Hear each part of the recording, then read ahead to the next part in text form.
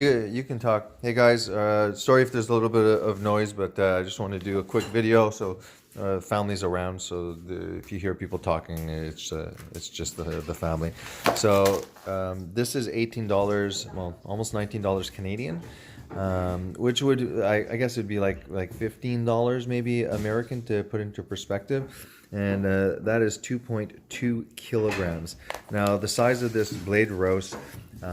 If you look at the size of the packet there, I mean, it's passing the packet there. It's huge. Great price. So I cooked it up. I had bought two, cooked it up. It's in the fridge, but it even has a bit of the gelatin. It created kind of like the gelatin that you get from the bone broth. And I put this here in my slow cooker. Once it's defrosted, I'll put about halfway water, a little less if it's if ever there's, it's partially defrosted. But let's say a defrosted blade roast here, put half, put it in the slow cooker, and I put that only for 6 hours on high. And it came out really good. I could have even probably did it less because I'm gonna reduce more and more to get like more pinkish, so it's not cooked. But some of it was not cooked. When you heat it up, you can rip it apart with your knife. Like it just literally melts, and it was actually a pretty fatty cut.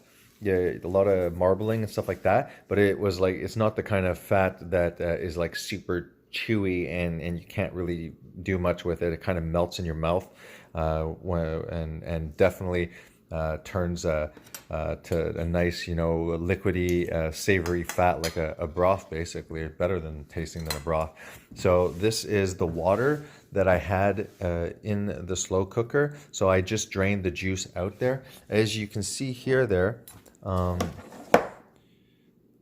okay, there's like gelatin. It's literally like beef jello, and then after you have the saturated fat. Okay, that's there. So I separate it. Obviously, there's still tons of fat on this kind of cut, and depending if sorry about that, it cut out. Yeah, what I was saying is here's the beef. There's plenty of fat in there still. It's definitely not a lean cut at all, but there's all this extra gelatin here, okay, and all the extra saturated fat. That's just a nice looks like a icing rink, an ice layer.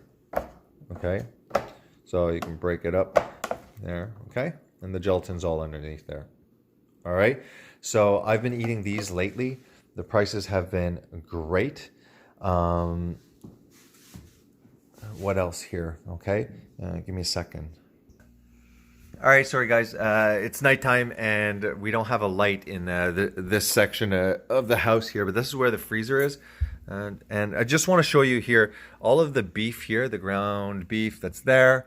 Where else is it? All of these packs of meat here. Okay, and definitely that roast.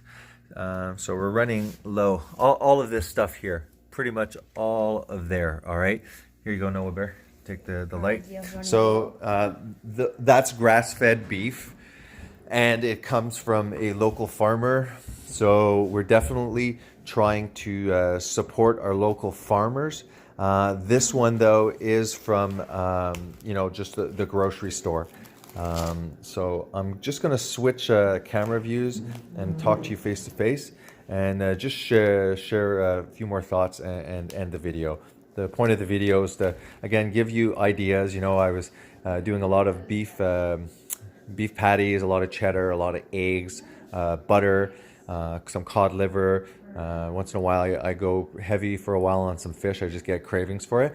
But another idea for carnivore would be going after these, roasts and stuff. Keep an eye.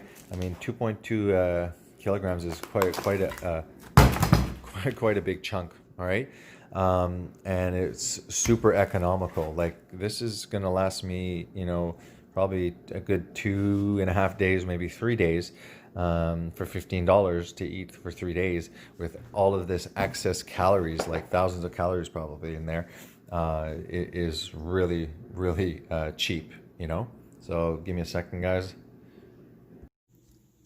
Hey guys, so just a small disclaimer about this video, and it's a lot based on the video that I did, Carnivore Diet When You're Dirt Poor, where I basically went and showed you what you could eat to on a carnivore diet if you're really strapped for cash. Obviously caviar, expensive and ribeyes. I mean, the ribeyes run around 22 bucks at the moment, especially during the pandemic and stuff like that. So it's like super expensive. So I did that video, but it's also important to realize that in the long run, we want grass-fed animals. Okay, we as carnivores, we should be activists that are actually against the current paradigm of how meat in large feedlots that are subsidize corn and grains and stuff like that. True advocacy, okay, is to eat the animal food, but go directly to local farmers that are raising the cows ethically, that the animals are eating an appropriate forages, not this stupid corn and grains and stuff like that. Cows that are out on pasture, cows that are pooping and regenerating the soil. Because to be honest, the vegans do have a point about how barbaric in a way it is the current paradigm of farming, but it's not really the slaughter aspect that is inhumane, unethical. It's the raising part. It's the lifestyle that they have. It's the confinement, and it's the inappropriate diet that makes them sick, as well as all of the pesticides, antibiotics, and stuff like that. That certain countries really have a lot of. It varies depending on countries. There are some countries that the majority of the food that they're getting beef-wise is grass-fed. There's certain areas. So I don't want to get too much into that, but all that to say is that if somebody's super sick and they're eating store-bought grocery food, and we want to get their health rapidly improved, so we have to go after the animal foods. We have to go after the eggs, the fish, the butter. We have to start avoiding all of the processed foods that are inside the aisles, right? So we want to stick to the whole animal foods, and this will drastically improve your health and our health. So if somebody is fat, sick, and broke, yeah, I'm definitely going to direct them to just go to your local store, buy the kind of meat, buy the animal products that you can afford, because I want to get their health immediately. But during the transition, in a way, there should be a transition. You should be getting your health under order with whatever you can purchase, the best quality that you can afford at the moment. But then as you start getting introduced, you start learning about the diet, you start improving, then you have to up your game. And if you want to change the world, then what you have to do is you have to go and seek out in your local community, or if you're in the city, go just outside the city and start knocking. Knock at a farmer's door, ask them. They know each other, and if that person can't supply you the appropriate food, or it's not available, or they will probably have the network to be able to say, well, you could probably talk to this person. So that being said, this disclaimer was pointed out to me by a regenerative farmer, a grass-fed farmer, JD. He owns the YouTube channel Garland Farms. If you're in the Texas area, I don't know how far he ships in the States and stuff like that. I know that he sells also directly to consumers. You probably go to JD Garland Farms. JD's his name, but Garland Farms is his farm. There's probably easy to find, or just go see one of my previous ones. I think it's the video is JD from Garland Farms said this to me, and it also gives information about that guy. So the disclaimer is just me remembering that a grass-fed farmer pointed it out to me, that it is helpful to put a disclaimer to say, yes, okay, it's much better to eat that kind of food than this kind of food in the grocery store, but that's not going to change policy. What people have to start doing in a way is, like the vegans, demanding for options, plant-based options, and then, you know, because there's a demand, they're like, we'll give you what you want. So we don't want to shun meat, you know, because then right, you know, like that's not going to help the future for having meat.